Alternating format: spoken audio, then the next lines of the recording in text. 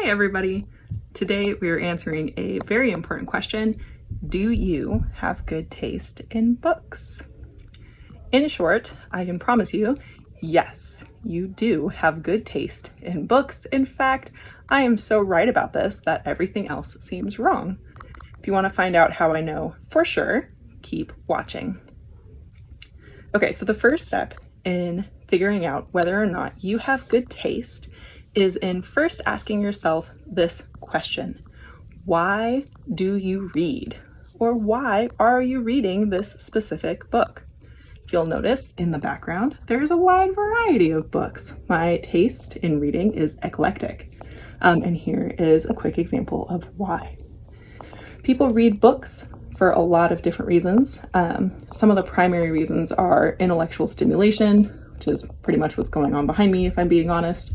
They read to challenge themselves. They read to escape. This is why people read Bridgerton, right? This is why I read Bridgerton. I read, I think all of them out. Well, I think I missed the last two. I've read most of them though. Sometimes people read just for simple entertainment. Once again, another reason I read Bridgerton and historical romance in general is for entertainment and escape. I'm not looking for anything challenging. And sometimes people read to process emotions through a secondary lens, right? We kind of use the characters as avatars and we process emotions through them with a little bit of distance. And it's a great, healthy way of coping, right? It's a great, healthy way of coping. But there are lots of reasons people read beyond these. So we've got intellectual stimulation, maybe you want to challenge yourself. A lot of these readers tend to pick books in hard science fiction, right? Or they tend to be fans of people like Asimov. Sometimes people read to escape. Sometimes people read for simple entertainment, and sometimes people read to process emotions, or maybe for another reason, right? We're not really talking about assigned reading in this video. But all of these reasons are great reasons to read. All of them are great reasons to read. And after you read a book, you might decide that you loved it or that you hated it, or you might not even respond to it at all emotionally or intellectually, right? You might have zero response. This isn't a mark of your taste, and it's not a mark of the quality of the book necessarily. It's normally just a sign of how well the book matched up with your goal, right? Sometimes books are poorly written. We're not talking about those books. Normally, this is a mark of how well the book lined up with your goal. If you wanted to be challenged and you read a simple historical romance, then your goal would not line up. You would be dissatisfied. This doesn't mean the romance is a bad book, and it doesn't mean that your goal of wanting to be challenged is bad.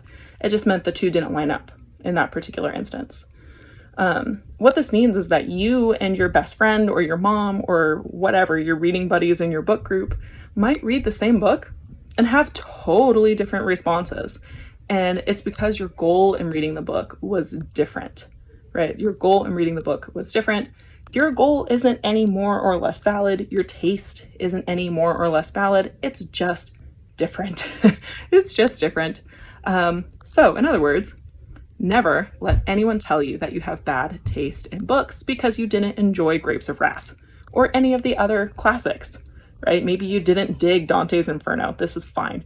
This is not a mark of the value of Dante's Inferno, and it's not a mark about your taste in books. You simply didn't line up with that book, and that's okay.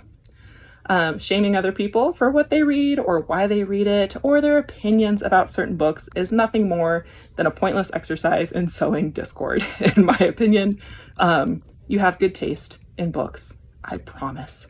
Life is short. Read the books you want to read for the reasons that you want to read them.